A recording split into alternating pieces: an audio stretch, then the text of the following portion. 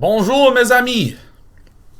It's Tuesday, January 14th, 2014, and this is Day 9 Daily number 668, where we're going to learn French. Voilà le Tour Eiffel, qu'est-ce que fuck? I'm literally in Paris right now. By all means, at the Eiffel Tower. She's beautiful, isn't she? In today's daily, we're going to do something that is going to hurt my very soul. And I know having my head rest upon the base of the Tour Eiffel seems stable enough. God, I can't believe... Okay, let me tell you what we're going to do. We're going to watch a Terran versus Zerg game between a Terran player from Team 7X by the name of Val taking down one of the most important Zergs of all time, Dimaga, using a Terran Mech strategy where he doesn't attack. Ever. It's like a 40-minute game. And he doesn't attack and he wins with it.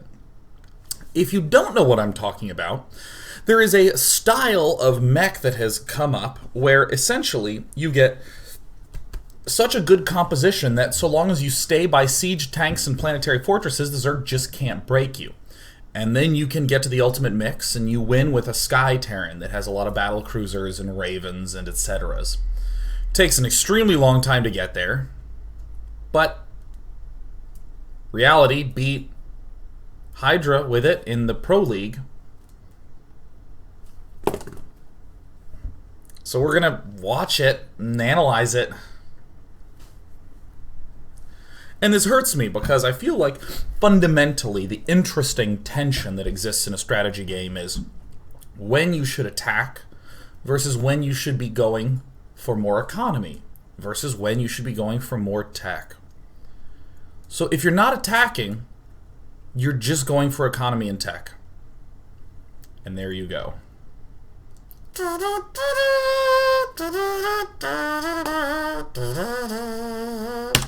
Going to the map. Oh, announcements. No daily Wednesday and Thursday this week. I'm going to be gone. Friday will be a day off where I'll probably play some old school retro single player game. I'm in the mood to cross some important titles off the list. And then starting up at the end of January or early February, I will be doing an adventure show with my dear friends Sean and Bill, the stars of metadating.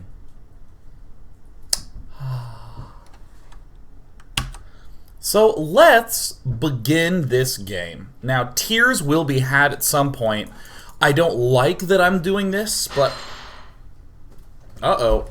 Cats are causing massive destruction in and out and around and everything. Hope the kitties are okay. But here's the thing. I feel as though, in my bones, you should have to attack. And even though I don't necessarily want to teach you to not attack, I do believe in the value of showing all extreme ends of possible play. And this is a very extreme end that can look just insane, but still has lots of merit to it. So, the important thing is that if we are Val, and we're going to be going... Actually, let me change these colors. There we go. If we're Val, and we're going to be going for a starvation play at some point in this game, we need to know what bases he's allowed to have and what bases we need to have. So right here, obviously Val's going to have his natural. He's going to claim his third. But he's functionally going to just let Dimaga have this, this, and this. With this weird style of mech, you actually say you can have all 5 of the expansions on your half of the map. The only base that will really have contention is this one. As long as we can get this base, we're going to win. And if Zerg secures that base and mines it out, it's kind of even. And this sounds crazy to starve a Zerg on 5 base, but don't worry, we'll see it. The goal is to understand what expansions you are allowed to get and not allowed to get.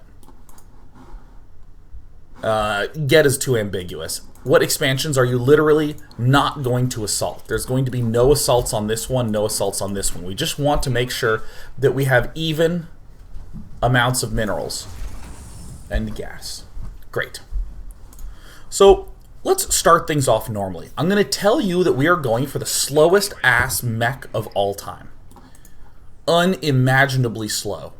So let's begin by examining what tenets of the opening game we can see here that we see in other games. Do note that Val is up against Dimaga, who's just amazing. He is just a wonderful person, a real competitor. I think more people should aspire to be like Dimaga in attitude. And of course in skill. He's amazing. Val, I don't know too much about. This is a game that's actually, it's over on drop.sc, which is one of the more unusual places for me to go grab replays from. But WCS games will be starting up next week. The qualifiers are wrapping up right now, and once WCS is underway, I'll have full access to that. So, ooh. Alright, so right away we see Val doing something that is uncommon as hell. Almost always, we will see either barracks, gas, and then Reaper, or we will see command center, barracks. Almost always. Now, think about why for a moment. Let's go ahead and put on our thinking caps, or perhaps our thinking torsos. Oh, God, I'm sorry that my invisible shirt is out of focus. That's my apology. Let's, for a brief moment, consider this opening when we would go bio. Well, I'll guarantee you we're already going to be throwing down a command center. And Val, even against 6 pool, is safe to go command center barracks. So why would he choose this? Along a similar line of reasoning, you might say, well, if I want to go mech, I'm going to need to get gas pretty early, so I should be going Reaper so I can get that geyser started early. Isn't this incorrect? The only time in which barracks and then command center tends to be really strong is if we double gas immediately thereafter. Now, double gassing immediately after this gets you a lot of gas. You're going to have a ton. If you wanted to get very fast Hellions, you'd probably do something like command center, gas, barracks. And then that way your one gas geyser can quickly net you an early factory. But here, we actually want a lot of gas. We want to both begin to go for those Hellions, but then we want to spend our gas on other things. So when I see this, and I'm just being a normal observer, I'm immediately pinning Val on Blue Flame Hellion, because Blue Flame Hellion requires both gas geysers, and this is the most economically efficient build when you want to go for double gas geyser early. Upgrade complete. While still accounting for things like wanting Hellions for map control. So Val, you'll note, sent this SCV out very early. He's making sure there's no shenanigans going on. He's trying to just ensure that Dimaga's doing the normal thing. Just because the normal thing is the normal thing doesn't mean you can assume he's going for the normal thing every game. Gotta check. Nothing wrong confirming what your 99.9% is true. It's just like choosing a topic in a physics PhD. Zing!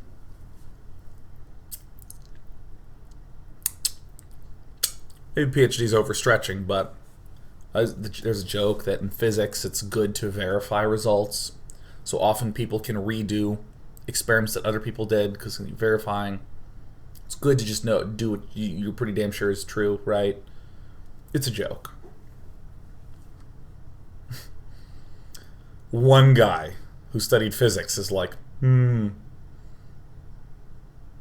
everyone else is like, what? Perfect, let's go back to StarCraft, a video game. Yeah! Oh, man. Alright. Val just doing the usual checks. If he saw some aggression coming up or he was scared, he'd just build a bunker. Right now he's just doing some pretty typical adding on of Marines, scouting around, holding this back one. Bunker going down. On the topic of physics, I actually don't know how true that is. That's just what one person told me one time. And if anyone has majored in physics, I'd love to know. I majored in math. So what my thesis was is something that is so obscure and so abstract, it has no value to anyone ever. And that's a math thesis. I studied what happened when you take determinants in Pascal's triangle. What? That's crazy. This is like an experiment where you test how puffy muffins become while orbiting the moon. A lot of work for very little reward and a tiny improvement on the quality of humanity. Well, you might not want to bake that muffin quite that way. It won't be as puffy as on Earth. But if you're orbiting Mars, I actually can't say anything because Sean's research only extends to the moon. So good. Alright, so here's a what I'll call a core tenet of the Terran versus Zerg matchup. I'm gonna do an expand. You know what's scary? The Lings. The Lings are scary, so I'm gonna get Hellions up early. And I'm just gonna control space. Perfect. I told you that we're literally never gonna attack ever, and that's true. We're gonna do little itty bitty harassies, because why not? When I first watched this game, I saw this tech lab go down, and what I thought was going on was he was going to get stim here, continue to make Hellions here, and play normally. And then I was going to roll my eyes that he got these 2 refineries so early, because again, look at that gas frickin' count. I actually even think Val might want to rethink his opening, because he has an extreme excess of gas very, very early. But we see a Marauder begin to come out. Wow, a very defensive play from Val. Certainly will let him stay alive against any such malice thrown at him. First scout goes where? Just to check to make sure Demaga is doing the normal thing that a Zerg should do. What if Val got here and saw nothing? It would probably be time to bunker, bunker, bunker, widow mine, leave this thing landed, get more Marauders, something along those lines. But we see rather immediately Val swaps back upon just 4 Hellions being out, adds on another factory, and begins to add on a siege tank. Tiny optimizations can occur with this that reduce this gas count, but it doesn't really bother me so much.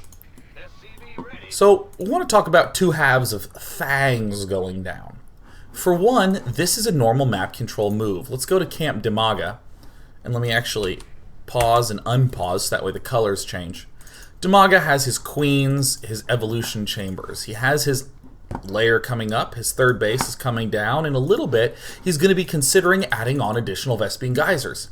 He has vision of possible flanks from the Hellions, possible run-bys, possible move into the mains. Demaga is, though, seeing double refinery here. Oh, some good cracks of the neck there. So this from Demaga is likely going to signal Mech almost immediately. But Demaga still doesn't really know or see that much. He doesn't know in what way Mech's happening. He just knows that it's probably happening. 3rd command center coming up. Why? Because we're not going to attack. We want to focus on economy, man. Blue Flame comes up right away. Now this gas is starting to get spent real fast. Why would Blue Flame come in this order with this sort of funky tank coming up on the backside? So, this is going to make sense much more strongly in like 5 minutes when we get closer to the 12-13 minute mark. But right now, we want to make sure our opponent is as forced back as possible. But what do we have back home for defense? Really the only thing that we're going to have to secure our natural expansion and our 3rd is going to be the tanks. Normally when you see players go Blue Flame, they're just throwing the Blue Flame Hellions away, trying to deal as much damage as possible to the worker lines, and that works great when you have Marine Marauder at the back to defend you. When that is the huge burgeoning threat building up behind the harassment. But here, Getting Blue Flame Hellion is just good in general, because Zerglings are going to be the strongest threat to our tank line early, so we may as well Blue Flame it up. But here we see Val making sure to get tanks. He's just getting some Blue Flame Hellions, not only Blue Flame Hellions. Usual space control doesn't go as intended. Val does some nice micro. Alas. So Val's walled himself in. Perfect. He's going Hellion 2 at a time, tank 1 at a time. Gas count still a little bit high. Could readjust this a bit. And a very fast starport is an interesting choice. I'm just going to tell you again. Val never makes a big ground attack ever. He never does it. He never does it. Now that you know that, what are mistakes that can be made? I mean, the simplest version of a mistake is thinking too much about defense and literally doing no offensive pressure. Not attacking is different from doing no pressure at all. These little Hellions that were wandering around here trying to control the creep spread, that's not an attack, but that still is something. So any super passive, super defensive play, it's got to be something. Got to do something aggressive. So I like this for two reasons. One, in principle, we have stated a clear way to apply pressure. Upgrade. And two, it's going to coordinate with this expansion really well. A quick drop. All right, Blue Flame Hellions begin to move out. Complete. Supply depot goes down. We're seeing the tank count slowly climb up. We're seeing extra factories slowly grow out. More medevacs coming. Purely a time buying move. Look at this, Demaga spots it. Very easy to value this medevac only in terms of how much of a surprise it is. But it does some good work. It does good things. Look at this. Here's the transfer of everything. Immediate double gas, like before the command centers even landed double gas. But yeah, we see these Blue Flame Hellions getting some nice value, killing some Zerglings. Trying to wall things off. The only real ground defense we have is the siege tanks. And still they are spread out rather thinly, so we like this medevac play from Val. In fact, Demaga sees it and responds rather immediately by... Oh, does he not notice? No, he doesn't notice in time. So there it is. Here's the drop that I really like. This is going on while this is getting set up. Val hasn't moved these tanks, but soon enough, a whole bunch of Zerglings show up. Okay, now it's probably safe to move these tanks out here, because we've located where the army is. We still have the medevac floating around in front. We're still building a couple of Hellbats. Second medevac to come out. Tank count. Growing. 2 at a time. Double reactor the rest of the time. Tech lab going down on the starport, which seems very odd. Most often we see this as a reactor structure, not a tech lab structure. So cool. Now Val can take these handy units and move out. He's even establishing a sensor tower to make sure that this right pad is totally walled off. Still has just a pair of Marines. Interesting. C'est très intéressant. So, here's the way we typically would see a Terran versus Zerg. A Terran player trying to get a safe opening with 3 command centers. Anything to stay alive, we generally see Hellions. We generally see maybe a Reaper, but definitely a lot of Hellion poking. What else do we see? Some build up to a mid and early attack, like an 11-minute +1/+1 upgrade attack, or most commonly the 14-minute +2/+2 timing attack. When we look at this, we do see the similarity of, oh wow, yeah, this factory did come out quickly, and I did see Hellion harass right away. But there's no clear attack that this is building up towards. I mean, we've just finished a Tech Lab starport. What unit that's going to come out of a Tech Lab starport in the next 3 minutes will be used for an attack? Will fix a 14-minute attack up? I don't know, it doesn't really seem like anything. These upgrades are sort of awkwardly timed to not really finish Well, maybe until much later, but it doesn't look like we're going to have a really intelligent unit composition. We're going to have mostly Hellions doing stuff. I don't know. Seems rather weird for an attack. But if we say to ourselves, this is designed for pure defense to set up for way the hell down the line for some mega death army at 40 minutes, suddenly things start to make sense. Why the medevac drop? To buy us time to get another base, time to get up more defense. Why double reactor so fast on these factories? Because we're going to be spending as much gas as we can on the siege tanks, and all the rest of our gas is going to be devoted to getting our upgrades up, because we want to be at 3-3 at a mega death army as fast as possible. Why would we get this starport up so early?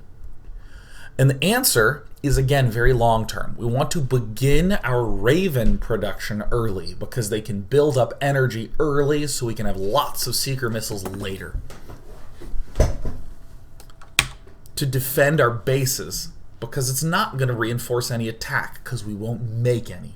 When we come back in part 2, we're going to see Dimaga start attacking. We're going to talk about things from Dimaga's end, because thus far we've pretty much only looked at Val and almost ignored that a Zerg was there.